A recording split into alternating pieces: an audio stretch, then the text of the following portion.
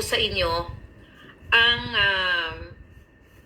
yung audio video o audio message ni Liza Ahas Arenta Marcos kung saan siya po ay nakiusap sa asawa ni DFA Secretary Teddy Boy Locsin Jr. Na si Louie o Maria Lourdes Barcelon. Alright? Ngayon, din sa kakapapasok pa lang at kakilala pa lang sa akin, pwede nyo balikan yung for part 1 natin. Pero ngayon po may nakuha tayong detalye. Kumbaga, detailed, okay? Sa ating mga informante na suka-suka na dito sa katarantaduhan ni Liza Marcos at ni Puting Jr. So ito pong extraction o pandurukot sa mga bata, minor de edad, 2 bata mula sa kanilang dinukot, inagaw sa kustodiya ng kanilang ina, ay isa pong high crime, hindi lang sa Pilipinas kundi sa buong mundo. Ito po ay pag-agaw sa karapatan ng ina. Correct. Kidnapping yan eh. Agaw sa karapatan ng ina na yung pangangalaga ng kanyang anak ay inagaw sa kanya ni Liza Araneta Marcos. Ginamit ni Liza Araneta, ulit-ulitin ko mga kababayan, ang First Lady Ahas, ginamit ang kapangyarihan, ang koneksyon para dukutin illegally ang mga bata. Grabe So, papakinggan uli natin. Langhiya Okay? talaga ka, Lisa. Ang isyong ito, nagkaroon ng pag-aaway ang mag-partner. Kasi itong si Francis Chua at ang kanyang partner ay hindi sila kasal. Right? Pero may anak silang 3. 3 Okay. pang anak. Konting background lang, itong si Francis Lloyd Chua, mga kababayan, ay Frances kaibigan Chua. ni Liza at ni Marcos Jr. at ayon sa ating informante, kasabwat sa mga illegal activities nila sa loob ng gobyerno. Kaya pala. Umakamal ng milyon-milyon o maybe billions now, lalo na ngayon, Oho. na minamaniobra ni Liza Marcos o Liza Araneta. Magkatuwang sila. Actually, maraming personalities involved here. Oho.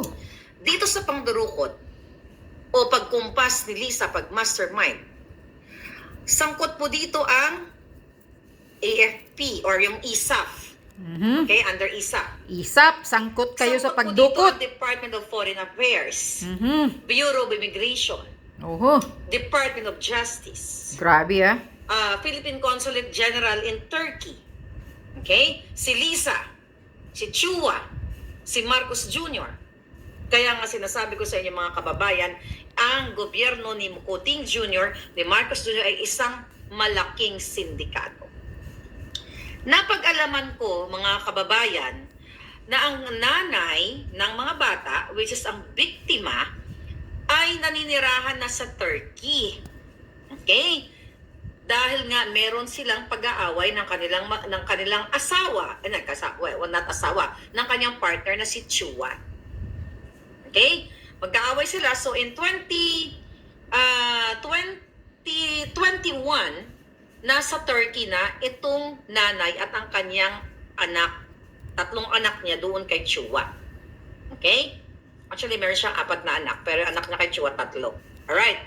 So, mga palangga, itong mga impormasyon na ito, galing ito sa mga concerned people na nakapaligid din kay Liza Marcos. Dahil sukang-suka na sa ginagawa niyang high crime nga at illegal paglabag sa karapatang pantao, paglabag sa batas, lahat na. So, 2021, ang ina, okay, ina ng mga anak ni Chua ay nasa Turkey na. Okay? So, mayroon silang nagkiklaim itong si Chua ng kustodiya ng kanyang anak. Alright? Na gusto niya siya ang mag-aalaga sa anak. Pero, actually, nasa custody ng nanay, siya yung may karapatan dahil mga minor age pa ang mga bata. So kaya nabitbit niya yung mga anak niya noong 2021 sa Istanbul. Come 2022, February 2022, yun yung pinarinig kong boses sa inyo ni Liza Ahas Araneta Marcos na nakiusap po siya sa asawa ni DFA Secretary nung time na yon, Teddy Boy Locsin Jr. Nakiusap o kinasabwat niya. Paparinig ko po uli sa inyo para mas detalyado. Doon sa mga nakanood sa part 1, mas intense ang ating information ngayon. Okay, here. Play natin muna ang boses ni Liza. Again, ang boses niyang ito ay tinawagan niya ang asawa ni Teddy Boy Locsin Jr. Okay? Para tulungan ang kanyang kaibigan na kasabwat sa mga illegalities na si Francis Chua para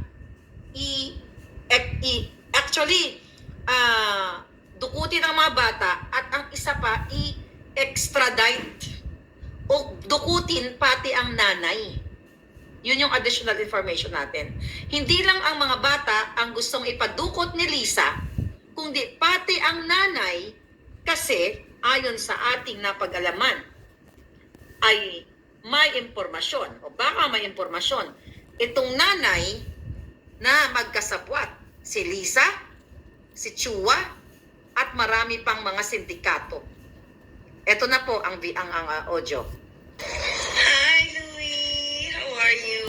Louie. I'm here in Bacolod, campaigning for my hubby look with Marie Chris and a bunch of gay people. But anyway, the reason why I called you is I have a favor to ask you. We gave all the documents na to Mila, but syempre iba pag tumawag ka. A good friend of ours, Francis Chua, basically has a problem in Istanbul, in Turkey, so he went to court. The judge issued an order in his favor, so now we're just having everything authenticated so that it can be served in the embassy in Istanbul, right? So Mila has all the documents. I won't bore you with the details, but if you could call Mila and just give it a little push. Everything's above board, don't worry. I'm very good at that. But I'm yeah, very that's good, it. So I hope to see you soon. Hi, Louie. Okay. She's very good Narinig for niyo ba? that, ha? Maliwanag ba sa inyo yun? Grabe Okay ka, po ba? Lisa. Right. Ngayon, mga kababayan. Sabi ni Nakikialam Unos, ka. nakalimutan mo yung Okada. One at a time palangga, hindi ko nakakalimutan yan. Yung boses na yon, Pebrero, taong 2022. Kung narinig ninyo ang sinabi ni Lisa, ituwanan natin uli, na sinabi niya, "Hi Louie," ang tinatawagan po niya asawa ni Teddy Boy Locsin Jr., dating DFA Secretary. "How are you? I'm here in Bacolod campaigning for my hubby with Marie Chris." And, may iba pa siya makasama. Okay, whoever. Okay? Sabi niya dito, "The reason why I called you is I have a favor to ask you. Sabi niya, we gave na to Mila, but syempre, iba pag tumawag ka, di ba? Magaling siyang magdrama na parang Boses. pasweet-sweetan ang demonya. Kaya nga. Sabi niya, good friends of us, Francis Chua, basically has a problem in Istanbul, Turkey, so he went to court." Okay? Ang ibig sabihin nito palangga, si Chua ay nag-file, okay? Nagki-claim siya nag-file siya ng parental abduction sa nanay ng kanyang mga anak. Okay? Tapos nag-file din siya, parental abduction pa lang nung time na yung tumawag si Lisa. Nag-file siya sa court, kaya pinaburan daw siya ng korte sa tulong ni Liza Marcos, syempre, sa pag-peke ng mga lahat. Okay, later on, maluloka kayo kung ano pa ginawa ni Liza. Sabi ni Liza, the judge issue an order in his favor. So, now we're having everything authenticated so that it can be served in the embassy in Istanbul, right? So Mila has all the documents. So I won't bore you with the details. But if you could, sabi niya, na kay Mila, yung binasa natin kanina, ay kahapon pala, okay, yung Milagros na taga DFA. Sabi niya, and just give a little push, everything is above board. So naayos na ang mga dokumento. Sabi niya, don't worry, I'm very good at that. But Very yeah, good that's nga it. daw siya. So, I hope to see you soon. Very good magpiki. Okay? Gagawa ng So kademonyuhan. mga kababayan, inayos niya February 2022. Grabe ka, Ngayon, Lisa. ano ang nangyari dyan? February, hindi pa presidente si Kuting. March, April, gusto ko lang maging sunod-sunod ito, mga palangga. Right? March, April, May, June, April, mga kababayan, dahil hindi na push for whatever reason, hindi pa na-extract yung mga bata during that time, dahil ang kinaso ni Chua ay parental abduction. So imagine mo, kinasuhan ang sariling nanay na inabduct daw, pero hindi naman inabduct. Kasi Kaya nga. umalis ang mga bata, umalis ang mag-ina dahil nga may right siya bilang isang ina at nasa peligro yung kanyang buhay. So mga kababayan, April of 2022, imagine that voice call ni Liza ay February yan of 2022. April 2022, finailan ng panibagong case ang nanay ng mga bata. Ang finail po sa kanya ay maliban sa parental abduction, human trafficking. Okay? Human At trafficking. Oh. what else? Sariling Human ina. trafficking Human at trafficking. Extraction. Here. Okay? Human trafficking, and also, pinailan siya ng large-scale illegal recruitment. Okay? Nung 4 na bogus na tao. Okay? Large-scale illegal recruitment. Okay? Dalawa yung case. Dali natin. Large scale April, illegal pinailan siya sa recruitment. tulong ni Lisa Araneta Marcos. At yung 4, napag-alaman natin, yung 4 na nag-file ng large-scale illegal recruitment ay mga taong bogus 4. Ibig sabihin, walang personang ganun, ayon sa ating impormasyon na nakuha. So nag-invento si Lisa, kaya dapat managot ang puwaka ng inang babaeng ito sa batas. At dapat, sabi kong, kung may bitay, mga palangga, yun ang nararapat na parusa sa kanya at ang kanya mga kasabwat. So that was April. So dahil naging presidente na nga sila, di ba? Naging presidente na si Kuting, mas lalong lumakas ang kanilang pag-aabuso sang batas. So itong 4 na bogus na ito na inimbento nila, the reason why pinailan ng kaso, itong nanay, actually it's not dahil i-extract ang mga bata. Para maiuwi siya sa Pilipinas, para gurgurin. Bakit siya gugurgurin? Kasi ang kanyang partner at si Liza at ang iba pang mga personalidad, hindi na muna natin babanggitin para hindi maalarma. Mga kababayan, ay gusto siyang pauwiin nga para gurgurin. So, paano siya mapapauwi? Again, syempre, kapag ikaw ay pinailan ng kasong gawa-gawa ng kaso, fabricated crime, katulad ng ginawa nga sa akin ni Liza through Taberna. You know that. Pero hindi na ako lalayo. Pinapaalala ko lang sa inyo. The same pattern. Syempre, nasa Turkey, itong nanay, I hope nanonood siya. Manawagan tayo, sana magsalita siya, sana tumapang siya, para marinig ng buong mundo. Kasi yung mga information na ito na kukuha natin, ito yung mga taong naaawa sa kanya na hindi niya kilala. So anyway, mga kababayan, syempre, mayroong hearing na binigyan na ng subpoena, tapos hindi siya nakasipot kasi nga nasa Turkey siya. Diba? So hindi siya nakasipot, nag-issue ngayon ng warrant of arrest. Okay? Warrant of arrest para madukot na siya at ang kanyang mga anak pabalik sa Pilipinas. So ngayon, mga kababayan, Okay. Extraction. Tingnan ko lang yung ating dokumento. So, dumating na po yung buwan ng Hunyo. Yeah. Wait a minute. June of 2028. Nabanggit ko to kanina.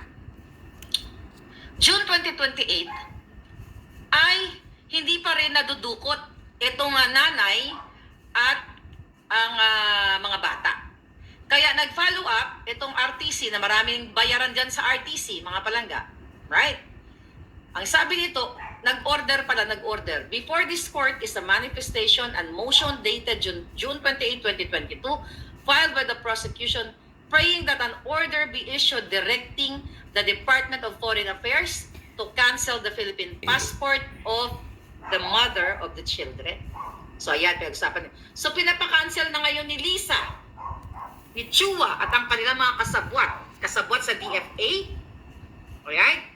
Bago pa umupo si Kuting. So kasabwat dito, si Teddy Boy Locsin at ang kanyang asawa. Kaya ito, naririnig nyo, kailangan nyong sagutin ang taong bayan at kailangan ninyong magbayad sa mga kasalanan ninyo sa pagpaparusa sa isang ina at sa kanilang mga anak, sa kanyang mga anak, na very traumatic experience ang ibinigay ninyo sa kanya. So ulitin natin, June 28 ay pinakansila ng RTC ang kanyang passport. Alright? So true enough, kinancel nila. Ano nangyari dito? Okay? Extraction, ito.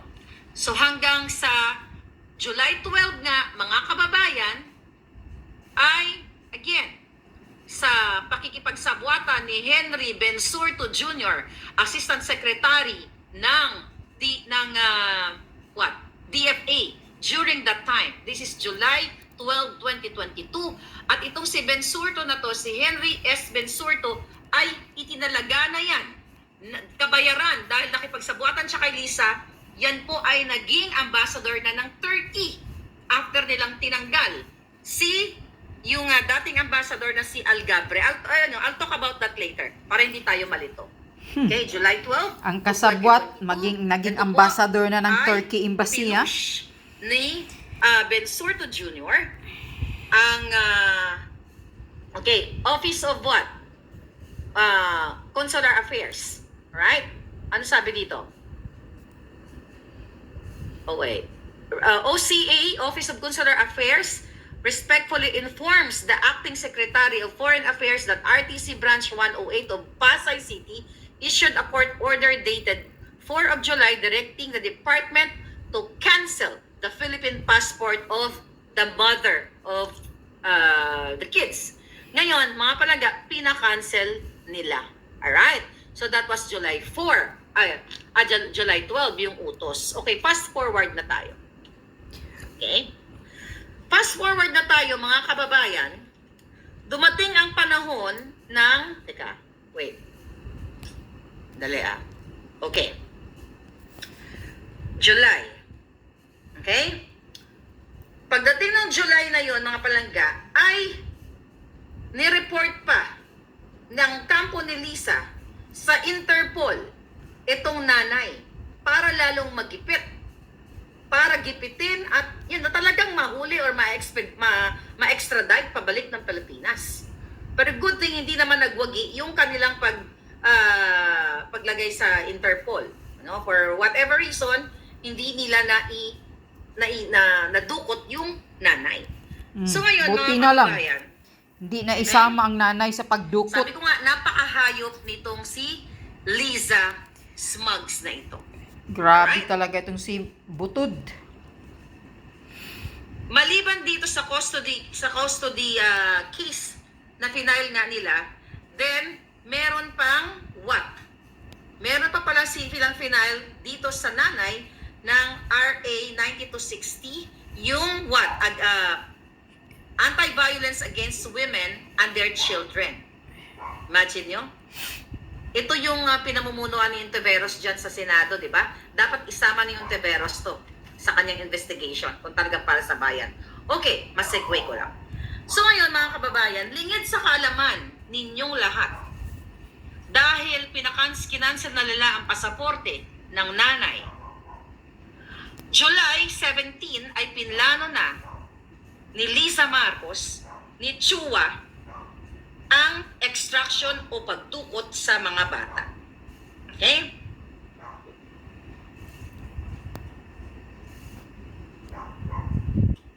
Okay. So again, ito ha, mga palangga. July, bear with me kasi kailangan may deliver ko ng bonggang-bongga ang ating mga information. Okay, July 17, mga kababayan, Sunday, July 17, 2022, ay lumisan ng Pilipinas ang mga miyembro o ang ISAF na kinuntsaba ni Lisa, ni Tor. Sino si Tor? Yung kasabat ni Lisa Smugs, si Chua, ito, teka, ko lang. Dali Sana yung walang iyang yan? Si Chua yung ama ng mga bata. Hanapin ko lang yung itsura niya. Francis Okay, anyway. Chua ang ama ng mga bata. Si Okay, sige, wag na lang muna. Okay, so umalis ng Pilipinas noong July 17 ang mga kinasabwat ni Lisa para dukutin ang mga bata kasama ang kanilang nanay. Okay? So, ang nangyari, mga kababayan, dumating sila sa Istanbul. Okay? Para nga dukutin sa order ni Lisa. Naaalarma siya, natatakot siya na maraming hawak na ebidensya ang nanay na magsasangkot sa kanya sa kanyang mga illegal activities, sa kanilang mga katiwalian ni Chua. Kaya kasama po, ayan, Marcelino Kutamura, okay? Yung si Tor na sinasabi ko, na pinakita ko sa inyo ang picture na nakaraan. So ngayon mga kababayan, July 17, dumating sa Istanbul ang grupo ng ating mga ISAF military sa Pilipinas, or we call it military attaché. Ngayon mga kababayan, noong July 19 of 2022, dahil nga ang mga inutusan ni Liza na mga military attaché para dukutin ang mga bata, pati ang nanay, ay nasa Istanbul na. Doon din natin ipapasok yung boses ni Social Secretary Bianca Zubel. Okay? Na pinipigilan niya o humingi siya ng tumawag siya kay Lisa na i-hold muna ang pagpalit ng mga pwesto sa isa. Okay, pakinggan natin muna para mas ma-explain ko ng gusto. Ito po ang boses ni Bianca Zubel. Okay, wait. Here, Social Secretary Bianca Zubel, go. Liz, hi. Sorry to bother you, but I just got a call from Thor, and they're a bit concerned because they've gotten an order now that the chief of ISAP is supposed to be changed by Tuesday, and there are people that are out to do some extraction. If it's possible to just keep the ISAP as is daw para hindi magulo yung extraction kasi 2 weeks pa yata or something like that. Or please call Thor. I might be saying the wrong things, but Thor needs some needs help from you. Thank you. Okay, mga kababayan. So, narinig ninyo. So, yung date na yan, yung boses, yung audio voice na yan, ni Bianca Zubel, ay July 19 of 2022. Sinasabi niya dyan na wag munang magpalit ng, okay? Wag munang magpalit ng chief ng ISAF. Kasi nga, nasa Turkey, nasa Istanbul na ang mga military attaché na inutusan nga nila na dukutin itong mga bata, pati ang nanay actually, mga pala, para pabalikin sa Pilipinas para magurgur nila. So, yun yung scheduled nga ng turnover between Major General ni Imbra, okay? At papalitan ni Brigadier General Teofilo, okay? Na magiging chief ng ISAF. Ngayon mga kababayan, pinapahold niya, di ba? At ang nangyari dito, mga palangga, nung nalaman, okay, after a couple of days, nung nagkaroon na ng pagpapalit ng chief sa ISA ay nalaman nga Brigadier General Teofilo na yung pagpapadala sa mga military attaché ni Lisa, ni Tor, okay? Yung alias Tor, and also ni Chua dahil magkakasabwat sila, ay unauthorized o illegal na walang travel order mula sa AFP at sa DND. Walang aprobadong travel order. Yun ay talagang ginawa ni Liza as Araneta. Inabuso niya yung batas, inutusan niya yung mga taga-ISAF, yung mga military attaché, dahil nga umiikot ang kanyang kipay. Dahil idadrag siya. Kipay. Not idadrag. Dahil maari na ang nanay ay may ebidensya na magbubulgar sa buong mundo kung gaano kademonyo o nilapastangan ni Lisa ang batas kasama ang kanyang mga kasabwat. So nung nalaman ni Brigadier General Teofilo na unauthorized yung pag-deploy nila doon sa mga military attaché sa Turkey para nga dukutin ang mga bagets, mga palangga, and also mga kababayan, even the ambassador that time na si Mariel Algabre ay nagtawag din. Okay? Tumawag din, in-inform niya ang AFP na bakit may mga military attaché sa Istanbul na hindi nakipag-coordinate sa kanila or illegal. At sinasabi ng mga military attaché para dukutin ang mga bata, sinasabi nila sila ay inutusan ni Liza Araneta Marcos. Ngayon mga kababayan, Grabe ka, demonyo ka, Ang Lisa, sinasabi ha? ng ambassador ay ang sinasabi ni Teofilo na baka magkaroon, okay? Baka magkaroon ng epekto ito sa relasyon ng Turkey at ng Pilipinas kasi nga Turkey government. Kasi mga kababayan, ito ay what? Illegal. Correct. Diba? Hindi siya sa tamang proseso. Illegal na ginawa ni Liza Ahas Araneta Marcos. Ano ang nangyari doon? Dahil nag-resist si Teofilo at itong pangalan nito, yung dating ambassador, okay? Si Algabre, later on ay pinagtatanggal sila sa trabaho. Tinanggal, Right? ha? Dahil ayaw sumunod kay Lisa sa utos. Ang eksena dito mga kababayan, dahil nga itong si Teofilo ay iniiwasan niya na hindi magkaroon ng problema ang Pilipinas at ang ating ang government ng Pilipinas at ang Turkey, mga palangga, ay inano niya itong extraction na to na dapat hindi ito ituloy kasi nga bawal ito. At bawal, talagang bawal. Paglalapastangan sa batas, paglalapastangan sa karapatan ng mga bata, sa karapatan ng kanyang ina. Ngayon, nagalit si Lisa Ahas, galit na galit ang Jutang Jimenez. Kaya naman, mga kababayan, tinanggal si Brigadier General Teofilo.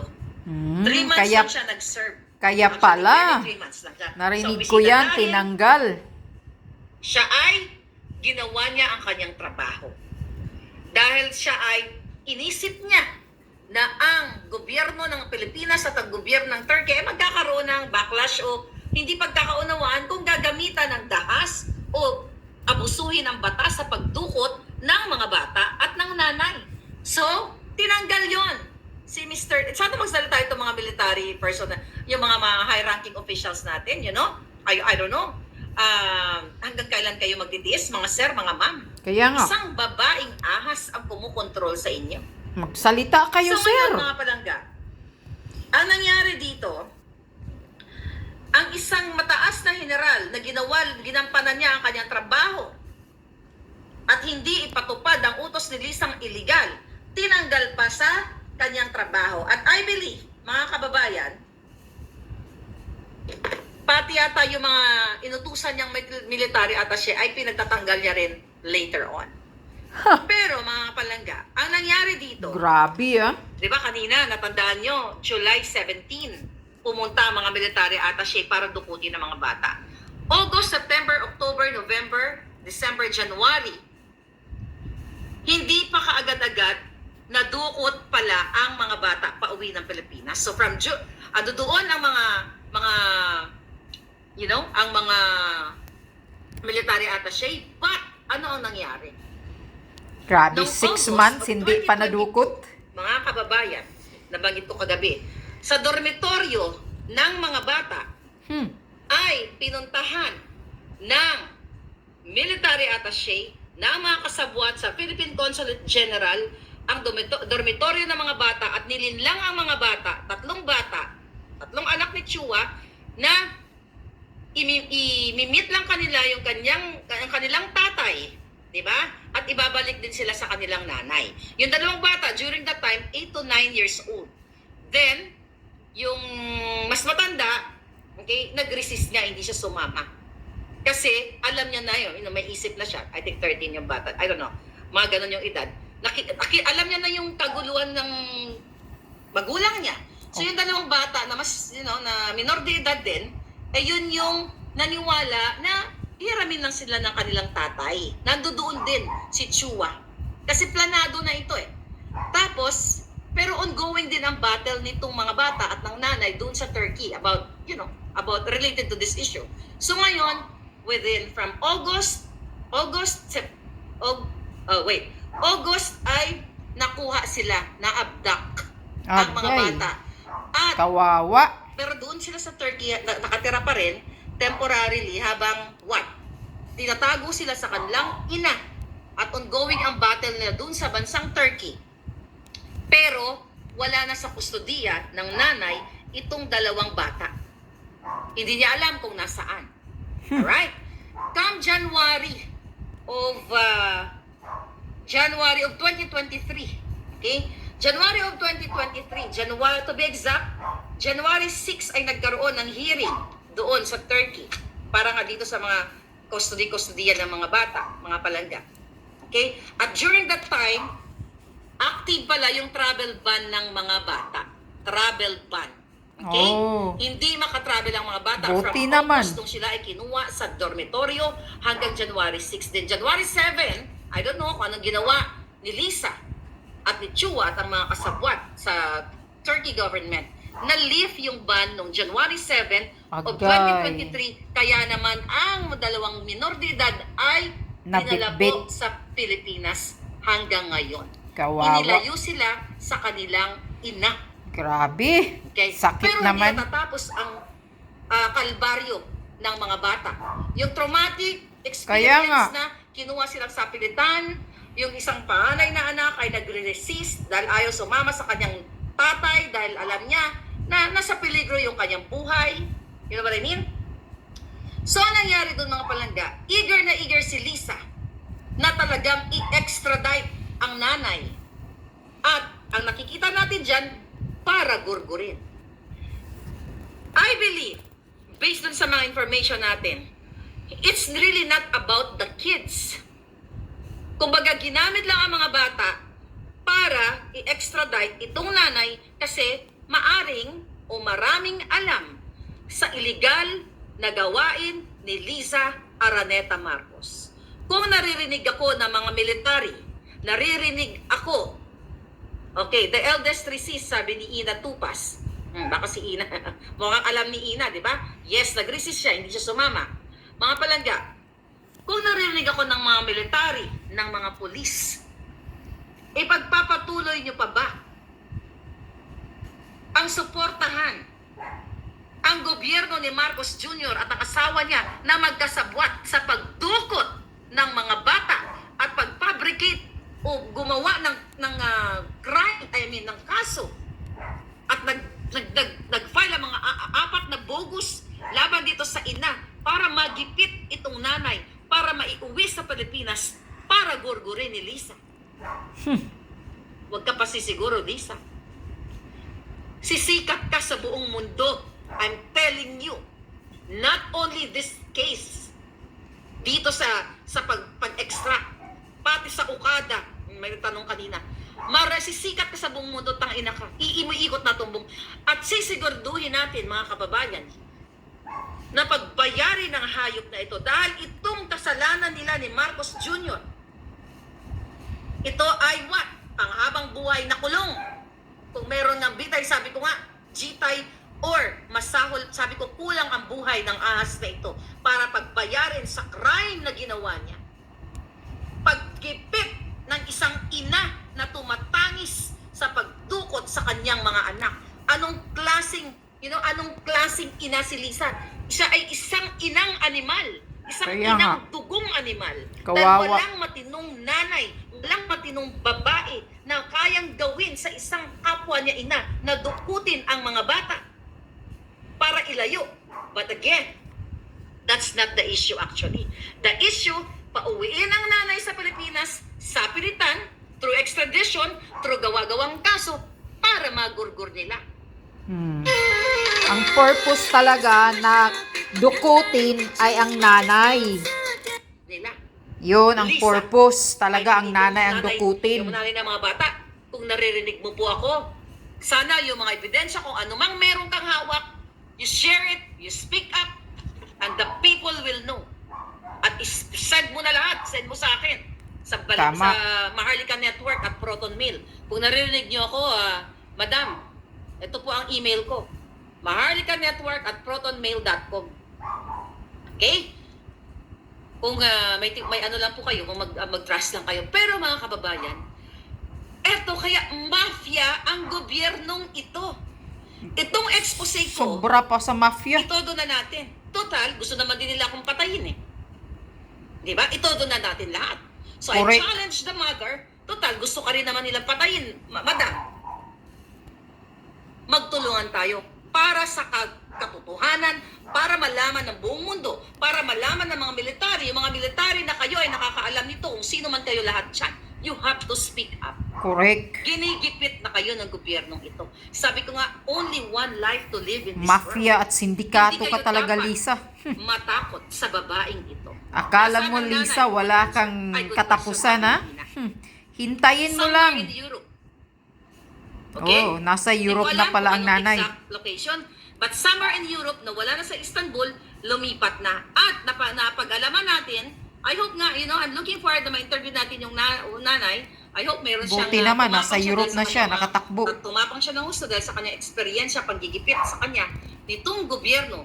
Okay? Pagtatanim sa kanya ng kaso, sana ma'am, kung narinig niyo po ako ay nandito ang mga kababayan and I hope protektado kayo dyan kung saan man kayo naroroon. Correct. So ngayon mga kababayan, nakita ninyo ang ginawa ni Lisa Ahas Araneta Marcos.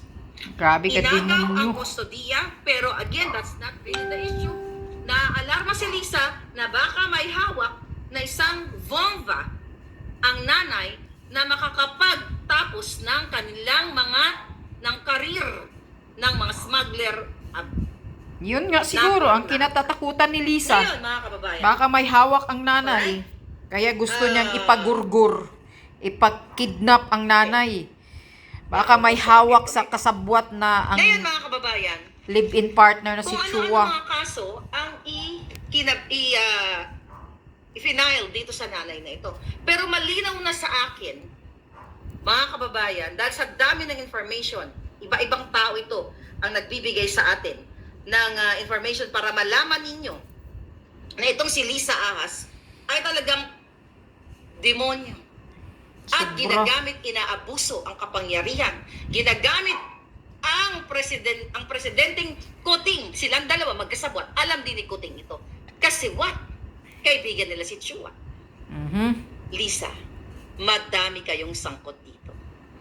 Kailangan yung pagbayaran lahat ng kahayupan mo. Ikaw ang pinakademonyo sa lahat, sa babaeng lahat. Hindi ka mananalo.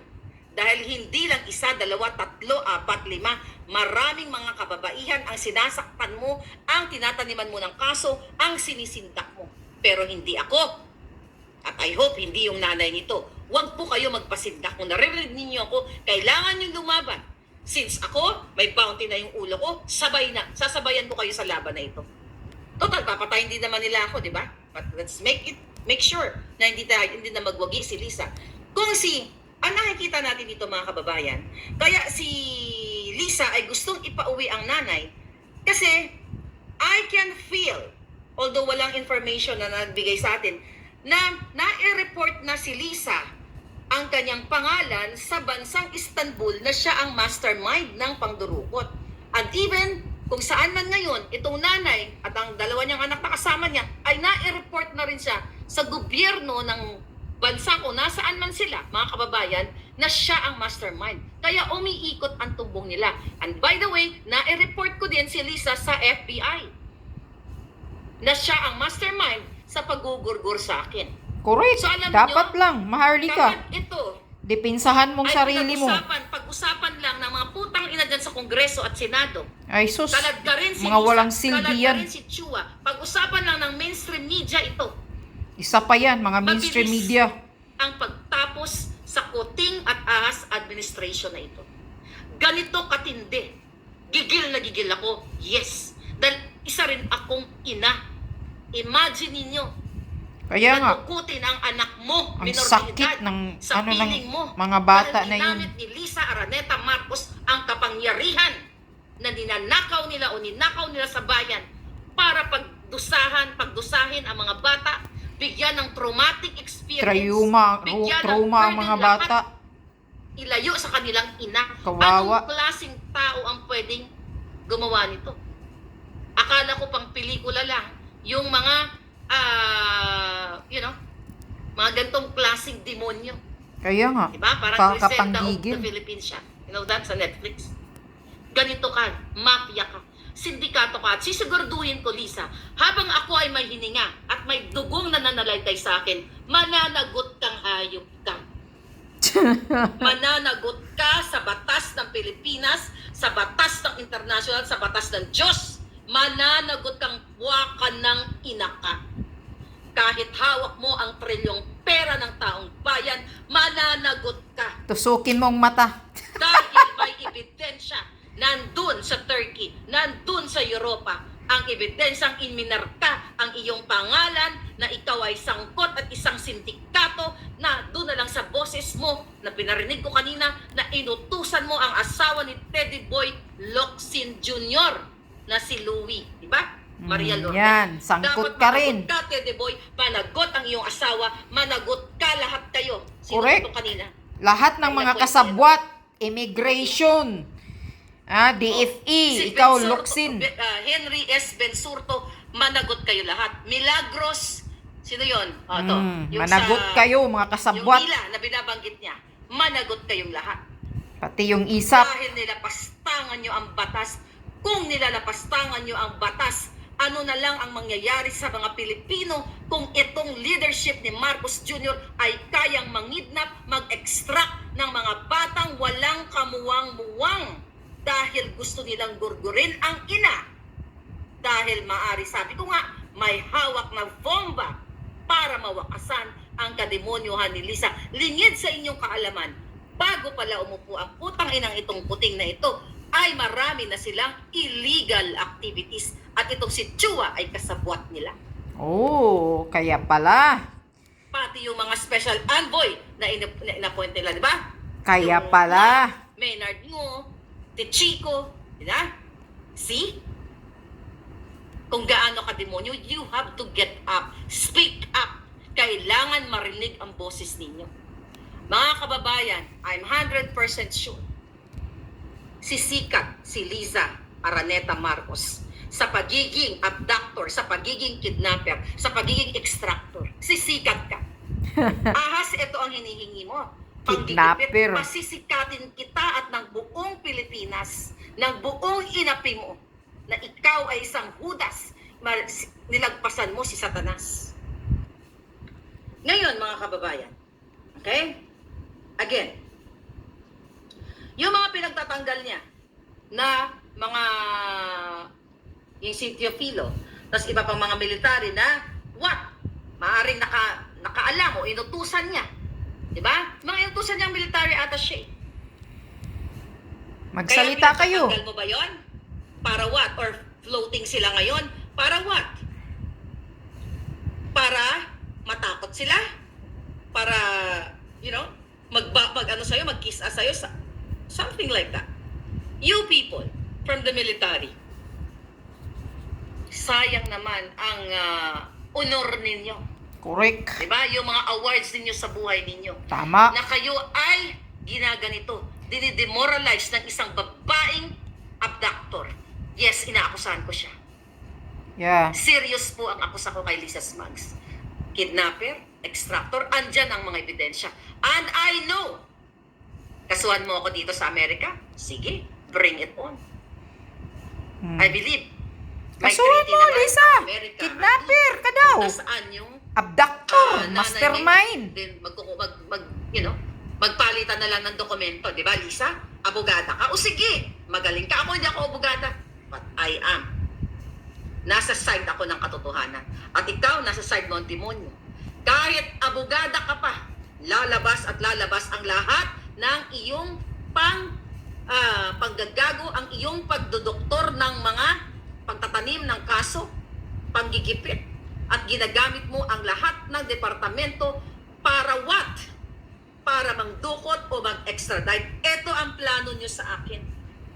Akala nyo kasi, Philippine passport pa ako. Remember that? Ulit-ulitin ko. Nang sinabi ni Arjen Nieto, na kasabwat mo, na pinaaral mo sa London gamit ang PCS o money, gamit ang pera ng bayan na may tutumba ng isang vlogger, then pinafailan mo ako ng case kay Taberna. Warrant of arrest, ito din ang gusto niyong gawin. Sabi ni Taberna noon, sa PEP, na makikipag-ugnayan sila sa DFA. Okay? At sa US Embassy. Ito ang gagawin nila. Mga palangga. Yes, floating ang ISAP na pinadala sa Turkey, sabi ni Ina Tupas. Pinagtatanggal ni Lisa. Ngayon, mga kababayan, Tingnan mo, ang tinatanggal plano na nila yung sa akin. inutusan mo. Makipag-ugnayan, di ba? Sabi ni Taberna, yung buwaka ng inang yan, sila ay makikipag-ugnayan sa DFA at sa US Embassy. Kasi this is very Lisa. Pinailan ka ng kaso, warrant of, ng kaso, syempre, nasa Amerika ako, di ba? Alam nyo yan, pinagpiestahan yan ng mga trolls nila kasi yun ang purpose nila, to intimidate me. Okay? So, syempre, may warrant of arrest. Paano ako pupunta dyan? Dyan nila pinalang kaso. Nag-invento sila ng address para sana mag-request din sila na ipa-extradite. Di ba? They talk about extradition. Di ba? Yung mga trolls sila. Yan ang finifeed ni Lisa sa mga trolls. I-extradite si Maharlika. You know that already. Doon ka nagkamali. Boba ka kasing abogada. Bangag ka kasi. Pulboronic ka. Punong-puno ng kahayupan ang utak mo. Kaya hindi ka makatulog. Kaya nga, di ba? Ang breakfast mo, wine, tequila, vodka, ang pantulog, tulog mo. Kasi hindi ka makakatulog sa lahat ng kababuyan, kahayupan mo. Sisiguraduhin ko, Lisa, pagbabayaran mo lahat ng kababuyan mo sa lahat ng mga Pilipino, sa mga militaring inapi mo, sa mga polis na inapi ninyo. Tusukin mo mata ng Kakampi natin bundat. ang mga matitinong military, matitinong polis. Magsalita na kayo. Wakasan nyo na tong hayop na babaeng ito. Correct. Tama ba yan? Magpapadukot? Ay, mag-order ng pandurukot ng mga bata? Hayop. Abductor ka pala, Hindi ka Lisa, ha? magwawagi. Kahit hawak mo pa ang trilyon. Kidnapper. Alam ko, nagdagdag ka na ng hitman para patumba ko. Hindi ka magwawagi, Lisa. Kahit ipatumba nyo lahat ng gusto nyo ipatumba, hindi na mabubura sa isipan ng taong bayan ang mga in-expose ko dito. At abangan mo, marami pa. Marami, mga palangga. I cannot just do it one day. Busy din ako. Sobrang dami. Alright. Alam mo nga, madaling araw na. But you have to know, mga Yes. kababayan.